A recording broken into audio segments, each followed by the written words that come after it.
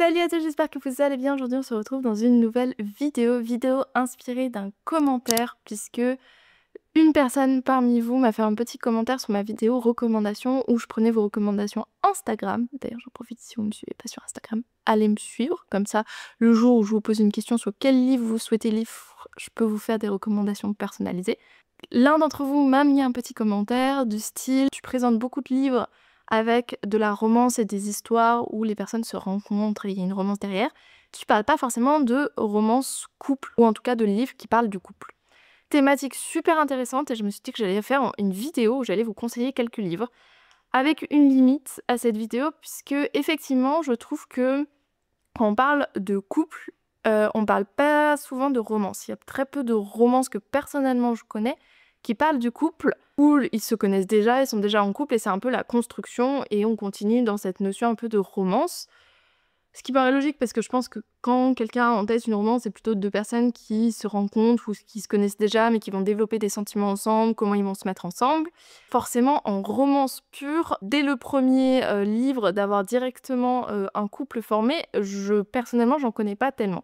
Par contre, ce que je peux vous présenter, c'est d'une part des livres où effectivement au début ils se rencontrent, tout ça, mais on va avoir plusieurs tomes, une saga entière où on va les suivre dans leur évolution de couple. Ça, c'est très intéressant, je vais vous présenter des livres comme ça.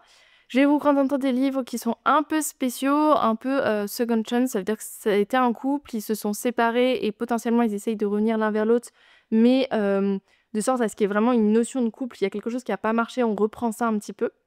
Et puis d'autres petites recommandations un peu à gauche, à droite. Vous verrez tout ça. Ah si, on va commencer par ce livre-là qui me paraissait être le plus intéressant dans cette catégorie. Livre qui est beaucoup passé, je pense que si vous le connaissez pas, c'est parce que vous étiez pas forcément sur les réseaux littéraires il y a, je sais pas, 2-3 ans. Quand je commençais en tout cas les réseaux littéraires, et puis vous avez peut-être pas vu la série qui a été faite, je vais vous parler de Normal People de Sally Rooney. Donc oui, c'est une romance où dès le début, nos deux protagonistes, ils se connaissent pas, enfin s'ils se connaissent, ils sont au lycée ensemble, mais ils vont développer des sentiments, donc là on est sur une romance normalement assez classique, sauf qu'elle a rien de classique cette romance. La première raison, c'est que c'est écrit beaucoup plus de façon fiction adulte, littérature générale que vraiment de la romance. Il n'y a pas les codes, il n'y a pas les clichés de la romance, ça c'est un premier point. Deuxième point, on est ici sur une littérature qui est, je trouve, très tournée sur la réflexion du couple, justement, ou plutôt la réflexion de l'amour et des histoires d'amour, puisque le couple, c'est un peu tout le truc du livre, c'est comment ils ont du mal, tous les deux, ces deux personnages qui s'aiment beaucoup, à former un couple. Pour ceux qui connaissent pas Normal People, on va rencontrer Connell et Marianne. Connell, c'est le deuxième de la classe et Marianne la première, il me semble. Ils sont tous les deux au lycée dans la même classe, sauf que la différence, c'est que Connell, il est plutôt bien réputé, il a son groupe d'amis, il est très bien intégré, alors que Marianne, elle est plus dans la confrontation vis-à-vis des gens, à être plutôt seule, pas forcément parce qu'elle le veut, mais parce qu'elle a un caractère qui réplique beaucoup, qui a du mal à s'adapter un petit peu à cette vie lycéenne où tu dois essayer de plaire aux autres. Marianne se fait un petit peu harceler, va développer une relation entre Marianne et Connell par le biais que la mère de Connell est la femme de ménage de la maison où Marianne vit. Et donc, ils vont s'amener à se rencontrer en dehors du lycée. Ils vont commencer une petite relation amoureuse. Relation amoureuse très sympathique, mais qui est cachée et qui va par conséquent amener son lot de problématiques. Et puis on les suit au lycée, ensuite on les suit pendant les études supérieures et dans leur début de vie active. Ce livre, il va pas parler que du couple, il va parler aussi de santé mentale, je trouve, énormément. Et je mets des pincettes, trigger warning, si vous êtes dans une période où vous vous sentez pas très bien, c'est pas forcément le livre vers lequel il va falloir aller. Parce que moi, je me souviens que je l'avais lu pendant mes études et ça m'avait déprimée. C'est un livre qui est assez sombre. Encore une fois, les réflexions, elles sont pas toutes belles, pas toutes jolies. Et puis voilà, c'est deux personnes qui, elles vont lutter pour essayer de un petit peu former quelque chose tous les deux. Et c'est pas simple, c'est pas évident. Et je pense qu'il y a beaucoup de réflexions sur le couple, sur ce que c'est être ensemble, sur les choses qui peuvent rapidement déraper, qu'on ne contrôle pas finalement. La santé mentale, encore une fois, le fait que pour être en couple, souvent, il faut être bien avec soi-même. Enfin, c'est plus simple d'être bien avec soi-même et de se connaître pour ensuite pouvoir développer quelque chose avec quelqu'un d'autre, ce qui va être compliqué aussi pour eux. Ça parle aussi à un moment de violence conjugale. Je pense quand même que Connell et Marianne, c'est deux personnages qui sont très importants et ce livre, il marque, je pense, la littérature d'une certaine manière. Et notamment, il y a un livre, je pense, va rester dans les mémoires. Ah si, j'ai un truc spécial à dire sur Normal People que j'ai oublié, qui est quand même... Alors moi, je l'ai dans l'édition de l'Olivier que j'ai eu au que j'ai acheté au Salon du Livre il y a 2 ou 3 ans, du coup. Il n'était pas encore publié dans d'autres éditions. Je l'avais pris parce que il y avait une amie à moi, j'avais commencé à voir la série, il y a une amie qui m'avait dit, en fait, ça a adapté d'un livre, et le livre est très bien. Donc j'avais commencé à lire, et en fait, l'édition des Oliviers, je sais pas si c'est ça aussi pour l'édition qui est sortie après. Je sais pas si c'est aussi parce que l'autrice est irlandaise, donc si c'est une manière d'écrire de ce pays qui n'a pas été ensuite traduit en français, je ne sais pas. Mais en tout cas, il n'y a pas de tiret au dialogue, il n'y a pas de tiret. Et ça m'a beaucoup perturbée. Ensuite, je vais vous parler plus des sagas qui parlent du couple. Alors, il y en a énormément, honnêtement, j'en connais beaucoup. Je vais pas toutes vous les citer, je vais vous citer celles qui sont les plus intéressantes dans la notion et dans la réflexion du couple. Et surtout celles, et ça il y en a moins quand même, qui vont suivre le même couple sur plusieurs tomes. Ça, c'est quelque chose qui me manque beaucoup actuellement dans la littérature. On fait beaucoup de séries, surtout en romance MF, donc femme-homme. On fait beaucoup de séries où on va suivre un couple par tome. Et moi, j'aime bien suivre les mêmes personnages, mais voir justement l'évolution de leur couple. Je vais vous parler de 3 sagas, même s'il y en aurait plus dans cette section. 2 qui sont MM, donc homme-homme, pour la simple et bonne raison que les sagas qui suivent un même couple se font beaucoup plus en littérature MM en ce moment qu'en littérature MS. Et je vais vous conseiller une saga de fantasy, je pense que vous l'avez déjà en tête, parce que bon, j'avoue c'est le livre que je vous conseille assez souvent, mais je pense que c'est intéressant, puis il y a plein de nouveaux sur la chaîne, donc comme ça vous me découvrirez un petit peu à travers les livres que je lis. Le premier, du coup on va commencer par la romance MM, cette saga assez incontournable que je vous ai déjà conseillé dernièrement dans Comment débuter avec la romance MM, mais ça rentre aussi dans cette catégorie des livres qui parlent du couple et qui en parlent plutôt bien, ou en tout cas c'est intéressant. Je vais vous parler de cette saga. Alors dans le tome 1, ils nouent des sentiments, ils sont pas forcément encore ensemble, mais à partir déjà du tome 2, 3 et 4, parce qu'il y a 4 tomes, je les sais pas tous, on suit vraiment leur couple. Donc si c'est quelque chose qui vous intéresse, il faut foncer. L'ours, la loutre et le moustique de T.J. Klune, c'est une saga doudou, absurde, complètement barrée, dramatique parfois, qui va extrêmement bien parler du sentiment d'abandon. Ouais, doudou, bien, enfin bref, je m'y sens bien dans ces livres. Ensuite, Beer et Tyson, qui sont 2 frères. Le plus grand, il a 18 ans au moment où la mère part, et elle part en prenant l'argent que Beer avait économisé pour aller à l'université. Donc il se retrouve du jour au lendemain sans argent, avec un frère à sa charge. Il peut pas partir à l'université, il doit trouver un travail. Il va trouver un travail dans la petite ville où il est, donc à l'épicerie. Il va reconstruire sa vie tranquillement avec Tyson, et en fait, il est un petit peu aidé par la famille de son meilleur ami. Sauf que l'été où sa mère est partie, il s'est passé aussi quelque chose qu'on ne voit pas dans ce livre d'ailleurs, c'est que du coup, il a embrassé le frère de son meilleur ami, pour qui il avait des sentiments, et le frère de son meilleur ami s'est ensuite barré. Donc il est vraiment parti, lui pour l'université pour le coup, il était déjà à l'université, il était revenu, puis il est reparti, sans donner de nouvelles, sans rien. Donc Beer est vraiment dans ce sentiment-là d'avoir été abandonné de plein de façons différentes, à un âge où la plupart des gens qu'il connaît partent à l'université, et lui, il reste dans sa ville à s'occuper de son frère, donc c'est pas forcément facile. Le frère de son meilleur ami va revenir en ville. Ça a 2 dimensions. Ça a une dimension contemporaine où on suit l'histoire de Beer qui essaye de subvenir aux besoins de son frère, à ses propres besoins, à développer sa vie. Et de l'autre côté, on a la petite romance avec Auteur. En fait, c'est pas leur vrai nom, hein, parce que Beer, ça veut dire ours en anglais, Auteur, ça veut dire loutre, c'est pour ça l'ours, la loutre et le moustique. Le moustique, c'est le petit frère. Et c'est un peu comment ils vont construire leur vie, sachant que y a un petit frère et que Auteur, il n'a pas forcément signé pour être avec quelqu'un en couple avec une personne de 18 ans qui a son frère à sa charge. Moi, j'adore ces livres. Mon livre préféré, c'est le tome 3. Je l'ai pas, il est sur le petit frère pour le coup. Et c'est des livres juste incroyables. Celui sur le petit frère, ça va parler de l'anxiété. Parce que le petit frère, il est atteint d'une anxiété, il fait des grosses crises de panique, etc. Et ça parle tellement bien de ça. Et je me suis sentie tellement bien en lisant ce livre. Bref, c'est une saga que je vous conseille affreusement. T.J. Klune, c'est pas forcément une lecture qui est accessible à tout le monde. Enfin, c'est accessible en termes de vous allez comprendre, ça y a pas de souci. Par contre, c'est de l'écriture qui est très absurde, surtout pour ces tomes-là. Si vous avez lu d'autres tomes de T.J. Klune, vous pouvez vous dire j'adore son écriture, mais en fait, il a une écriture qui change beaucoup en fonction de ce qu'il écrit. Il a écrit La Maison sur la mer Séonienne où c'était très jeunesse. Il a écrit Le Clan des Bennett où là, moi j'aimais bien son écriture, mais il y en a qui aiment pas forcément son écriture. Et il a écrit ça, c'est vraiment de l'absurde. Il y a des moments où tu te demandes où l'auteur t'emmène et tu es là en mode: «Moi, je veux l'histoire, en fait, je veux pas que tu me racontes des trucs alambiqués». Tu Beer, le personnage, il part vraiment dans des délires des fois. C'est pas des livres qui sont toujours très accessibles dans ce sens-là. Maintenant, si vous aimez, après, vous allez passer des moments, mais incroyables. Une saga dont je vous ai déjà parlé dans ma dernière vidéo, vous vous doutez peut-être que je vais parler de ce livre, c'est la saga Papillon de Ludwig Anderson. Je vais pas trop en parler parce que voilà, je l'ai beaucoup développé dans la dernière vidéo et dans d'autres vidéos. Mais c'est une saga où, pour le coup, on va suivre vraiment l'évolution d'un couple du premier chapitre du premier tome jusqu'au dernier chapitre du dernier tome qui n'est pas encore sorti, vu que la saga n'est pas terminée. C'est vraiment suivre leur couple petit à petit, suivre l'évolution des premières étapes du couple. Je crois qu'au tome où je suis là, ça fait 2 ou 3 mois qu'ils sortent ensemble et on est au tome 6. Donc c'est vraiment, on va décortiquer leur couple et on va les suivre. Surtout qu'on est dans un couple qui est assez jeune, c'est vraiment les débuts, les premières étapes, et il y a quand même beaucoup de réflexions, je trouve, sur le couple qui sont intéressantes. Donc je pense que c'est une saga qu'il faut un petit peu suivre pour vous raconter l'histoire. Donc on a Andrew qui lui est étudiant ingénieur, et de l'autre côté on a Sacha qui lui est tatoueur et il travaille pour sa tante. Enfin, dans le même salon de tatouage que sa tante. Tous les deux vont être amenés à se rencontrer, sachant qu'ils font partie de sphères très différentes. Ça va pas être simple. De toute façon, une histoire de couple, c'est jamais simple de base.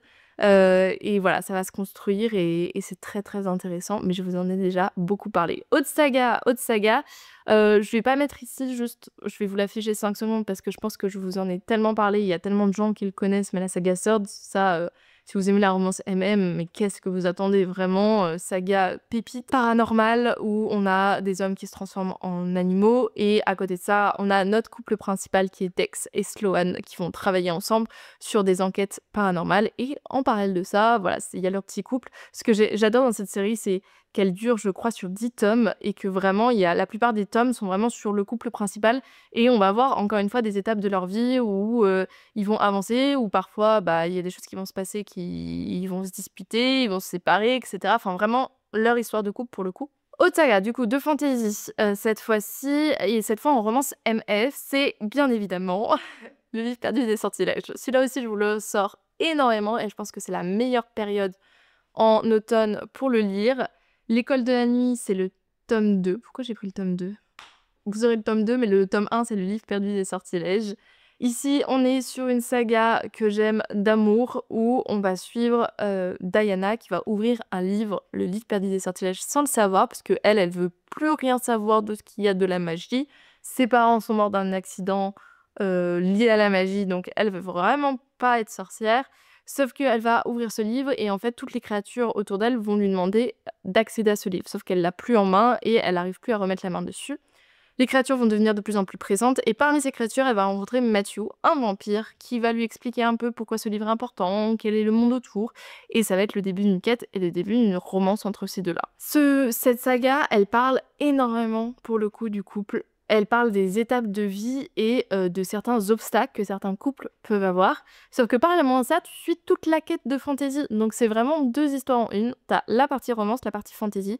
La fantasy, on est sur de la fantasy adulte, décrite avec une quête complexe, pas trop complexe non plus, hein, mais suffisamment pour qu'on soit sur de l'adulte, du descriptif, et puis ça va pas parler que de la partie, on va dire, magie, ça parle donc fantasy, romance, et ça parle aussi d'une partie un peu scientifique, puisqu'on va t'expliquer un peu le monde sous un biais scientifique, et une partie très littéraire, très historique, où à un moment, on retourne dans le passé avec plein de personnages. Cette saga, si vous n'avez pas plongé dedans, c'est vraiment une erreur. Voilà, je le dis. J'ai envie de lire la suite et je le dirai avec vous, peut-être pas cet automne. Je l'ai mis dans ma palle du punking, mais à mon avis, ce sera un petit peu trop tard pour cet automne. Mais voilà, la saga, faut vraiment la lire. Là, rien qu'en d'en parler, j'ai envie de la relire. Bref, je vous la mets pas dans cette vidéo uniquement parce que je veux que vous la lisez. C'est aussi parce que voilà, je pense que vraiment, l'histoire du couple est intéressante. Le seul truc, c'est que dans le tome 1, Mathieu est assez insupportable, puisqu'il a tous les codes du vampire. Bien qu'on soit sur de l'adulte, c'est fait de façon un peu subtile quand même, hein. On n'est pas sur quelque chose qui pourrait être relevé et direct, tu dirais non au livre. Mais c'est vrai que c'est un vampire qui est assez possessif, qui est parfois jaloux, qui a parfois des comportements qui sont un peu insupportables. Et dans le tome 1, ça m'avait vraiment marqué, j'avais levé les yeux au ciel. Et dans le tome 2 et 3, franchement, il s'améliore et puis surtout tu as Diana derrière qui prend du cran et qui le remet à sa place quand il faut. Donc ça, c'était un truc bien. Mais c'est vrai que peut-être que si vous êtes pas trop adepte des codes autour du vampire, le tome 1, vous pourrez être un petit peu gêné par cette partie de la romance. 3 livres encore à vous présenter. Un peu spéciaux les 3, mais je vais aborder. On va rester dans un peu de romance, mais cette fois juste de la romance et ensuite on ira vers 2 autres petits livres un peu spéciaux. Happy Place de Emily Henry, bon celui-là je pense que vous l'avez beaucoup vu, en plus c'est pas forcément la bonne saison, mais quand on parle du couple, je trouvais que celui-là était vraiment intéressant, puisqu'on va parler d'un second chance, pour ceux qui connaissent pas cette trope, en romance on parle beaucoup de tropes, ça permet de vous dire directement c'est quoi le livre, mais voilà, ça ne s'arrête pas qu'à ça. Happy Place, c'est l'histoire de Wynne et Harriet qui formaient un couple et qui se sont séparés. Et en fait, on va avoir 2 timelines, la timeline où ils sont avec leurs amis, ils se retrouvent, ils sont plus ensemble mais ils l'ont pas dit à leurs amis. Et la timeline dans le passé où on va suivre leur histoire et comprendre en fait pourquoi ils se sont séparés. Donc ça parle du couple et surtout je trouve que ce livre parle de thématiques de couple quand on est en couple et que qu'est-ce qui peut faire qu'on se sépare et qu'est-ce qui peut faire qu'on va se dire on va se battre et on va aller de l'avant et on va continuer. Et c'est ça qui je trouvais intéressant dans ce livre par rapport à d'autres second chance, c'est qu'on va vraiment décortiquer leur couple au début et à la fin et essayer de comprendre pourquoi ils se sont séparés, essayer aussi d'aller de l'avant et qu'est-ce qui ferait que potentiellement ils pourraient être ensemble de nouveau. Et Emily Henry, ça passe ou ça casse avec les gens. T'as vraiment une émotion particulière pour ces personnages et je pense que c'est ça qui manquait un petit peu, enfin qui peut manquer. Encore une fois, Playpace, moi je l'ai beaucoup aimé. Et je vous le conseille si voilà, cette histoire de couple vous donne envie, ça peut être une piste. Une autre piste, mais cette fois un peu spéciale, pareil, c'est une histoire de second chance plus ou moins. C'est un thriller amoureux. Alors, j'en ai pas lu beaucoup de thrillers romantiques, d'ailleurs, je crois pas qu'on dise thriller amoureux. Les thrillers, c'est pas trop mon truc, pour être honnête. Les enquêtes, les trucs à tension, les trucs glauques, l'horreur, tout ça, c'est pas mon truc. Mais les thrillers romantiques, j'ai commencé à avoir un petit délire pour ce type de livre, si c'est bien réalisé. Je vais vous parler de So Close de Sylvia Day. So Close, c'est l'histoire d'un homme d'affaires qui a longtemps été marié à une femme qui a disparu.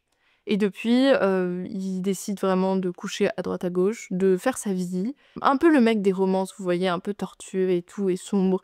Et voilà, c'est lui. Sauf qu'un jour, dans la rue, il va voir une femme de loin et il pense que bah, c'est sa femme qui a disparu. Est-ce que ça parle du couple en tant que tel?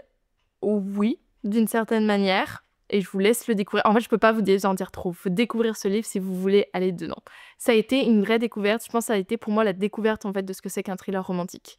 La tension, le fait qu'il y a de la romance, le fait qu'il y a des attentes du lecteur, le fait que tu as envie de tourner les pages, beaucoup plus vite qu'une romance. Le seul truc dans les thrillers romantiques, c'est que quand t'arrives à la fin, souvent, j'ai ce truc-là un peu de tout ça pour ça, quoi.